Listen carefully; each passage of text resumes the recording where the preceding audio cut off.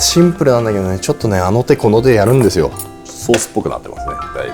ぶ。さつまいもカルボナーラなる液体を。いいっすね、表面がチーズでガリッとしてて。フルールドセルとか、ちょっとこう仕上げの。さあどうも、皆さん本日もお疲れ様です。さあ今日もフォアベルから動画をお届けします。今日やっていくのはですね、さつまいもを使ったグラタンです。グラタンって言うんですけど、料理としてはドフィノワですね。もしかしたら僕の動画見てる人はドフィノワっていう料理っていうのを知ってる方もいると思うんですけど、すごい簡単に作るドフィノワのレシピっていうのは以前多分紹介してると思うんですけど、今回はさつまいもを使ってちょっとね、一癖ある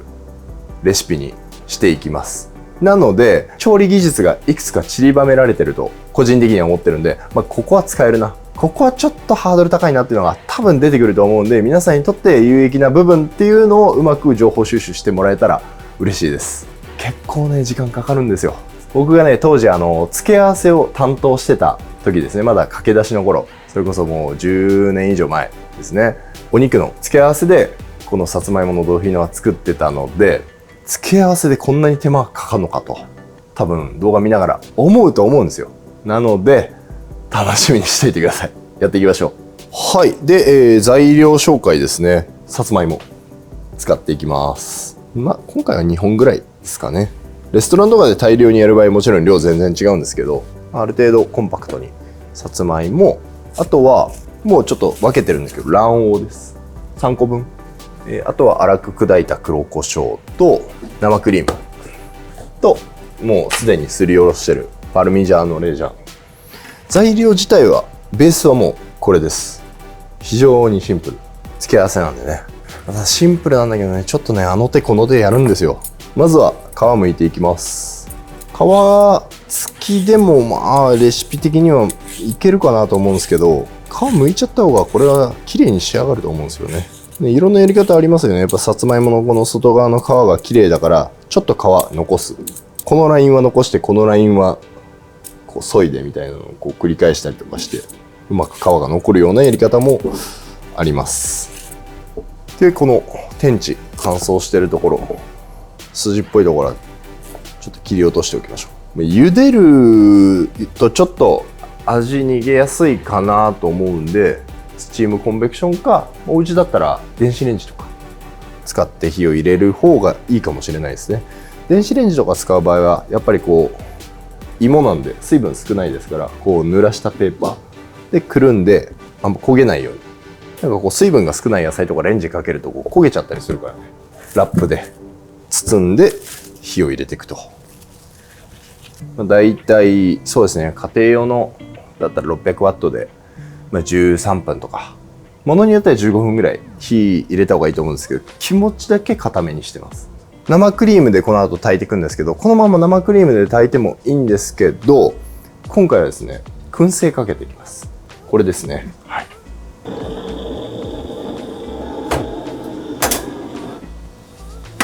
この中に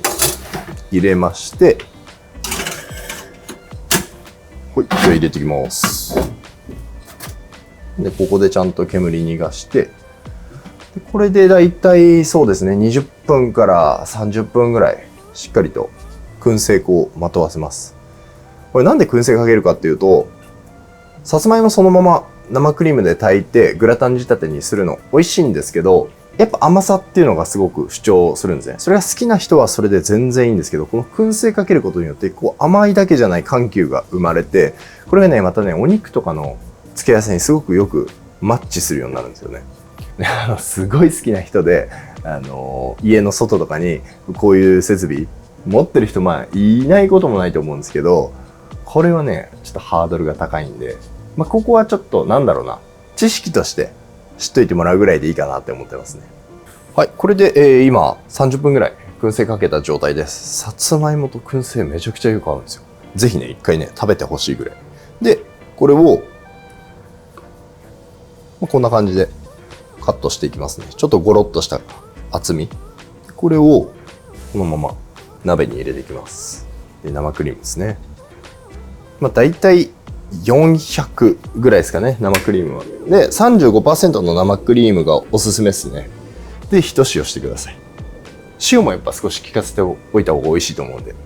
これで生クリームをしっかりとさつまいもに吸わせて、ここから10分ぐらいは炊いていきますかね。こうさつまいもがちょっと煮崩れるかなぐらいまでしっかりと炊いて、でさつまいものでんぷんとこの燻製の香りが生クリームに移ってくるんで、とろみが出て、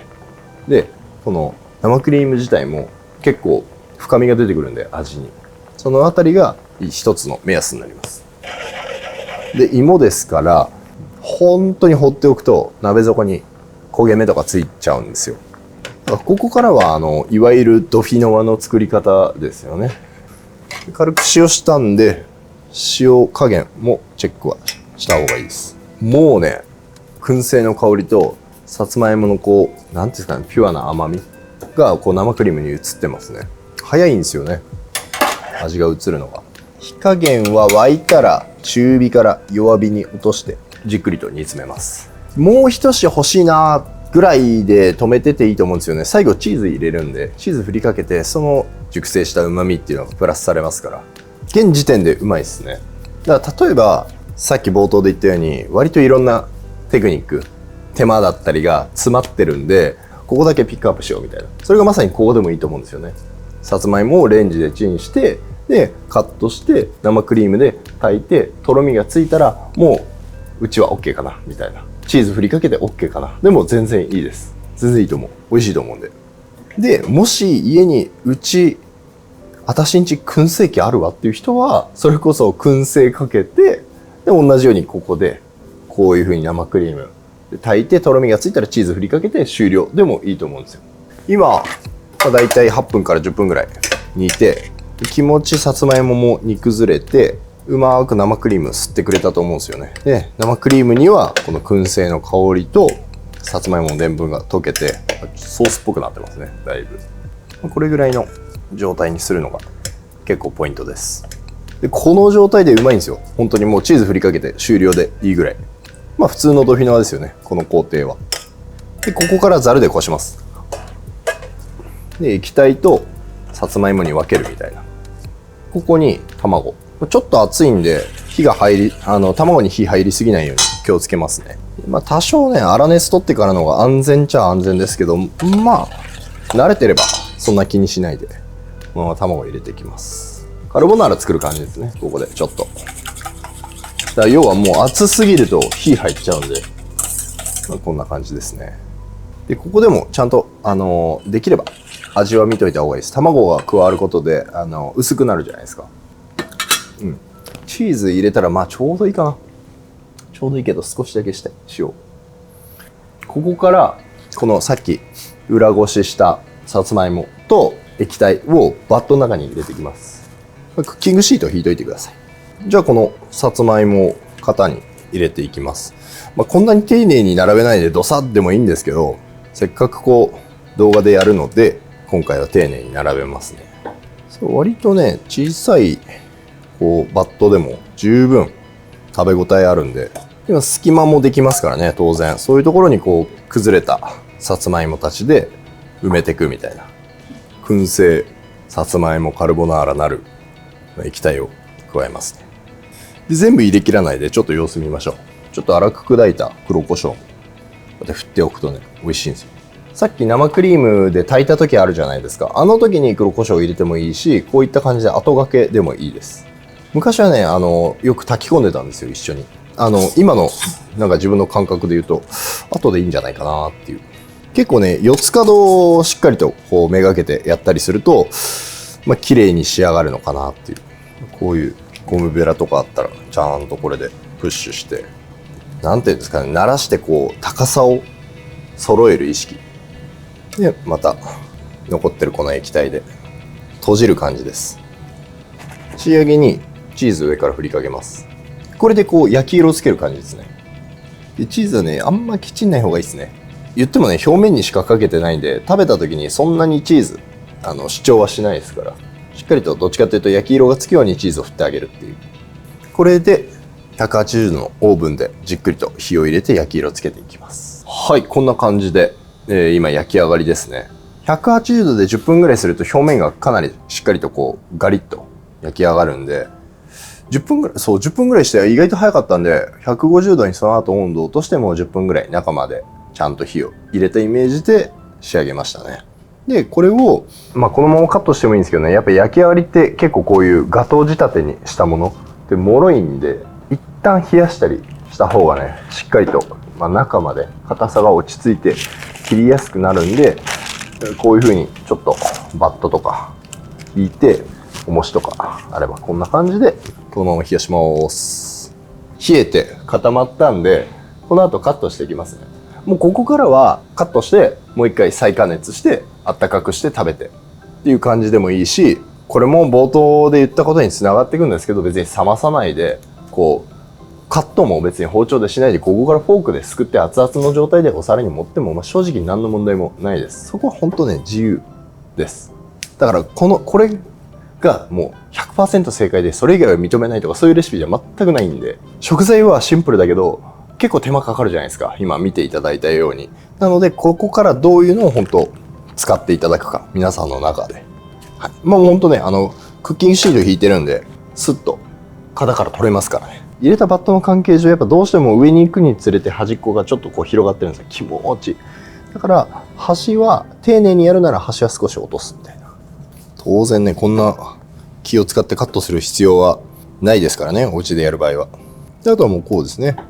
まあ好きなサイズでいいんですけど、こうですねとか言って好きなサイズでいいです。いいっすね。表面がチーズでガリッとしてて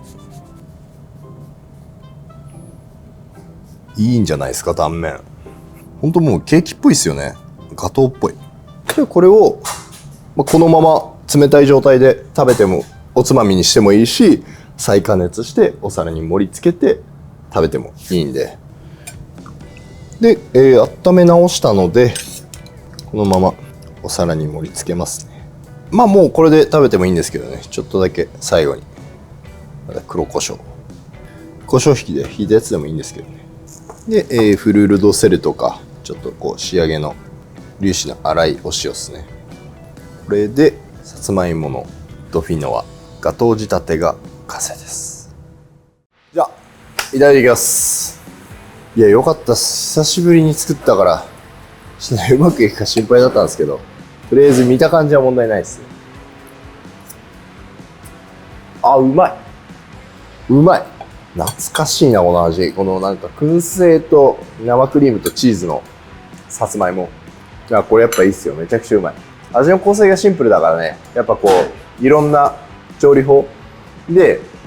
なるべく複雑味を出すっていうのが、このレシピかなと思ってて、もちろんこのまま食べてもいいし、こんな感じで別皿で付け合わせとして出してもいいし、一つの皿でお肉と付け合わせ一緒に盛り付けて出してもいいと思うんですよね。クリスピーになってるチーズがいいですね。これちょっとガリッとするんですよ。で、その後さつまいもがホクッとしてるけど、燻製のこの香りで口の中がすごくこう、なんでしょうね、緩急がつくというか。で、黒胡椒の切れもあって、要は甘さに支配されない、この付け合わせの良さ。いや、めちゃくちゃいいっす。はい、というわけで、さつまいものドフィノワでした。いわゆる簡単なじゃがいものほんと生クリームとか牛乳だけで作るドフィノワとちょっと違って、ガトー、なんていうんですかね、お菓子のような見た目のこの仕立てっていうのも引き出しとしてこう知っておくと、またいろんなこう表現の方法っていうのがあるのかなと思うんで、どこを使うか、全部使うってなるとちょっと手間だと、ここだったら使えるよねっていうのがもしかしたらあると思うんで、ぜひ皆さん日々ね、こういうのを活かしていただけたら嬉しいです。それじゃあまた次回の動画でお会いしましょう。